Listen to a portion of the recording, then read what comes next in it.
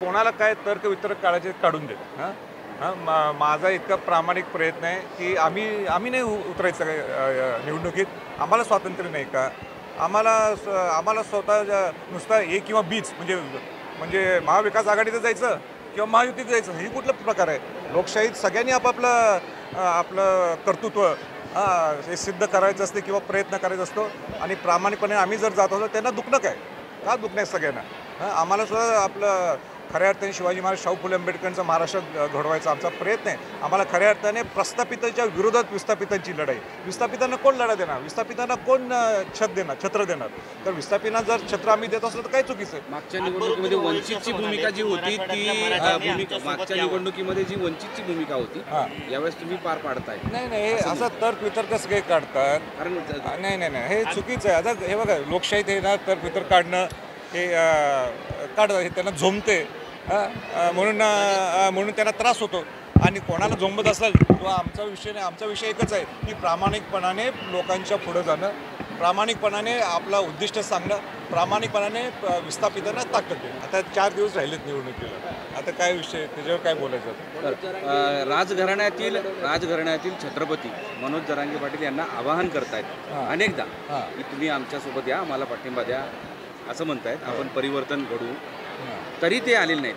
हा राजघराण्याचा किंवा छत्रपतींचा एकोणीस नाही आव्हान काय झालं नाही. 1947ला हे राजघराणं हा प्रकार किंवा हा विषय संपलेला आहे.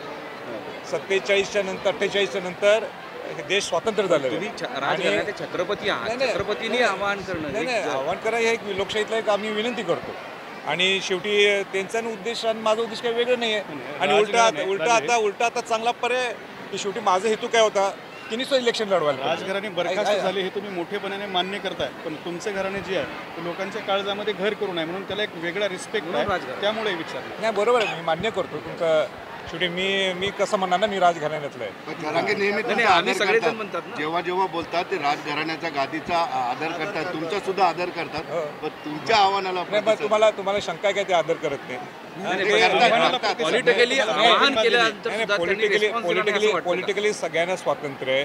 पण मला एकच सांगायचं आहे की त्यांचा उद्दिष्ट आणि माझा उद्दिष्ट आहे त्यांनी समाजाच्या हिताच्यासाठी त्यांनी काहीतरी निर्णय घेतला असेल, पण मी त्याच्या पलीकडे जाऊन सांगतोय. पलीकडे काय जाऊन सांगतोय की जाहीरपणाने स्वराज्य पक्ष त्यांची भूमिका मांडते. जाहीरपणाने स्वराज्य पक्ष मराठा समाजाचा असेल, मायक्रो ओबीसीचा विषय असेल, धनगर समाजाचा विषय, आरक्षणाचा विषय असेल, आम्ही जाहीरपणाने म्हणतोय. आता चांगला पर्याय ना. आणि शेवटी तुम्ही विधानसभेच्या पटलावर गेल्याशिवाय तुमचे प्रश्न मार्गी लागू शकत नाहीत. आणि म्हणून माझी महाराष्ट्रामध्ये 30% 40% मराठा या शब्दाभोवतीची इलेक्शन फिरताय. तो मराठा सगळे म्हणतायत की आम्हाला मराठा मदत करेल. आम्हाला तुम्हाला कोणता मराठा मदत करेल असं नाही? आमच्यासाठी मराठा हा पूर्ण सगळ्यात पूर्वीचं जे हे होती काय म्हणतात त्याला व्याख्या, मराठा म्हणजे सगळे 18 पगड जात 12 बोलत आहेत, त्या सगळ्यांना घेऊन आपण इलेक्शन लढतोय. मराठा समाज आणि मराठा जातीचे जे प्रश्न आहेत ते आम्ही मांडणारच आहेत. पण खऱ्या अर्थाने ह्याच्या पलीकडे इलेक्शन व्हायला पाहिजे. ह्याच्या पलीकडे इलेक्शन काय व्हायला पाहिजे? तुम्ही विकासावर बोलायला पाहिजे. खऱ्या अर्थाने ज्या 75 वर्षात हे अजूनही आपण त्या मूलभूत सुविधावरच बोलतोय. आपण खऱ्या अर्थाने 2029ला आपला विजन प्लॅन काय, आपला ब्लू प्रिंट काय, 2034ला आपला विजन प्लॅन काय. जे बाकीचे राज्य एका विजन प्लॅननी पुढं जायला लागलेले आहेत आणि ते आपल्यापेक्षा पुढं सरकायला लागलेले आहेत. आपल्याकडचा उद्योग बाहेर जायला लागलेले आहेत, आपल्या शिक्षण संस्था बंद पडायला लागलेले आहेत, आपल्या सहकार मोडीत निघालेलं आहे, शेतकऱ्यांचे प्रश्न आहेत तिथंच आहेत. म्हणून माझी म्हणणं असं आहे, ही इलेक्शनसुद्धा हे नुसतं हेवे दावेपेक्षा तुम्ही महाराष्ट्राला काय घडवायचं आहे, हे महाराष्ट्र आहे. दुसऱ्या राज्याला दिशा देणारं हे राज्य आहे. तुम्ही खऱ्या अर्थाने विकासावर बोलायला पाहिजे. तुम्ही विकास एवढे वर्ष का घडवलं नाही? 75 प्रामुख्याने 25 वर्षात इतकं दलितचं राजकारण हे 75 वर्षात पहिल्यांदा महाराष्ट्र बघायला लागले. 2 शिवसेना 2 काँग्रेस, कोण पाहिजे इकडे तिकडे उड्या मारते, काय त्याला नीतिमत्ता राहिल्याने. हे बदलण्यासाठी हे परिवर्तन महाशक्तीच्या वतीनं आम्ही सगळे जण पुढं आलो आणि स्वराज्य प्रामुख्याने ती दिशा घेऊन पुढं चाललेलं आहे. म्हणून जनतेनेच ना आता हे जनतेला लात मारत असतील तर जनतेनेच त्यांना लात मारावं ना. आता जनतेने ठरव हे सगळे माजलेले टगेत आणि ह्या माजलेल्या टग्यांना बाहेर काढायचं असेल तर सुसंस्कृत माणसं येणं गरजेचं आहे. आणि सुसंस्कृत माणसं जर याची असतील तर त्याला स्वराज्य हा पर्याय आहे. एक चांगला पर्याय घेऊन आम्ही आलेलो आहे. आणि हे कसे माजले टगे तुम्हीच तुमच्या ह्याच्यातनं बोलून दाखवले. लात मारतो हे काय बरोबर आहे? तो अब्दुल सत्तार आणि काहीतरी बोलतो. हे शब्द एकच त्यांना भारी आहे, तो म्हणजे हे सगळे माजलेले घराणेशाहीतले टगेत सगळे. काय नुसतं ह्या इलेक्शनच्या टाईमला नाही, 365 दिवस आमची तपास होता. आमचा सगळा खरा पैसावाला पैसा कोणाकडे आहे?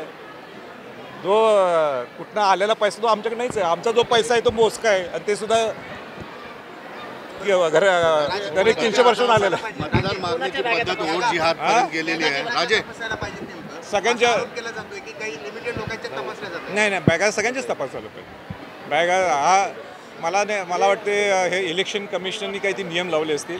कोणा शंका कोणाच्यावर येत असेल तर बॅगा आपण सांगू शकत नाही इलेक्शन कमिशनला कोणाची बॅग तपासायला पाहिजे, पण नियम सर्वांसाठी लागू आहे आणि ज्यांच्यावर शंका येत असेल ते त्यांची बॅग तपासा. मला असं म्हणणं आहे, सगळ्या समाजातल्या सगळ्या धर्मगुरूंना माझी विनंती राहील किंवा आपण धर्माच्या आणि जातीच्या पलीकडं आपला विषय कुठला आहे की तो विकासाचा विषय आहे. आपल्याला खऱ्या अर्थाने महाराष्ट्र एक सुसंस्कृत घडवायचं आहे.